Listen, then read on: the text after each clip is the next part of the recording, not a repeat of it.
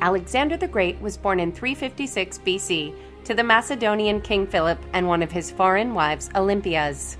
There are many myths behind Alexander's birth, one of which is that Philip had a vision that a snake was sleeping with Olympias. And it was these visions that were confirmed by oracles that made Philip believe that Alexander was a son of one of the gods. Alexander grew up in Pella and was tutored by Aristotle. Macedonia at the time of Alexander's birth is still considered to be a rude, rather barbarian by Greek standards sort of place. Bringing Aristotle in to tutor Alexander is like bringing culture to your rude barbarian society. In 336 BC, at a royal celebration, Philip was fatally stabbed by Pausanias, one of his guards. Once Alexander became king, he prevented the empire from collapsing and splitting by first going down to the Greek city-states and securing their allegiance. He burned the city of Thebes to the ground and dismantled it. He slaughtered all the male inhabitants and enslaved all the women and children. Over the next several years, Alexander and his army started east, conquering everything from Greece to India.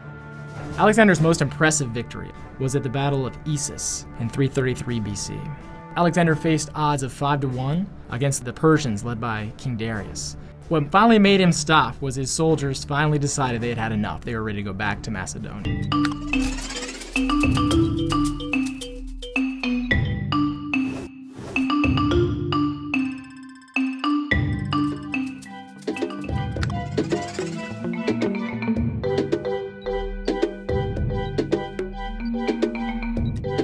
Is a dugong. It is also known as a sea cow. A sea cow?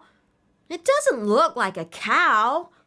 It's sometimes called a sea cow because dugongs like to eat grass, just like the cows in the farm.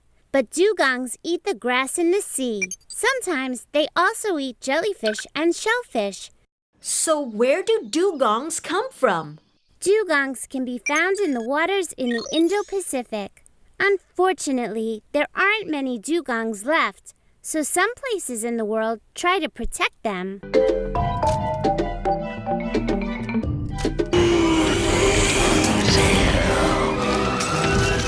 Guys, Olympus would be that way.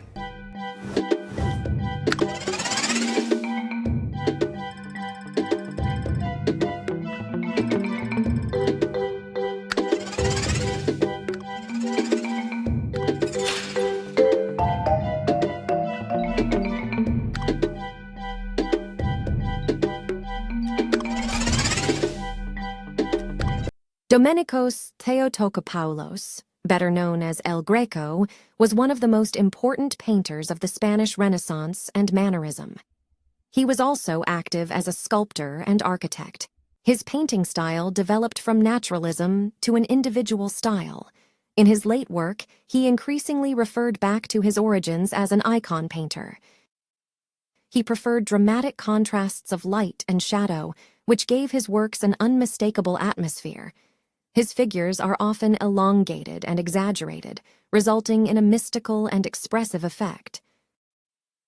El Greco mainly painted religious images and portraits of influential personalities, complemented by a few landscapes.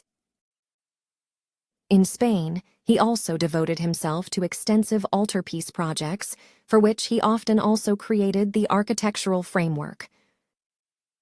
One of his masterpieces is The Disrobing of Christ. It shows his unique style as the figures are depicted expressively, and the play of light and shadow lends the painting a mystical aura.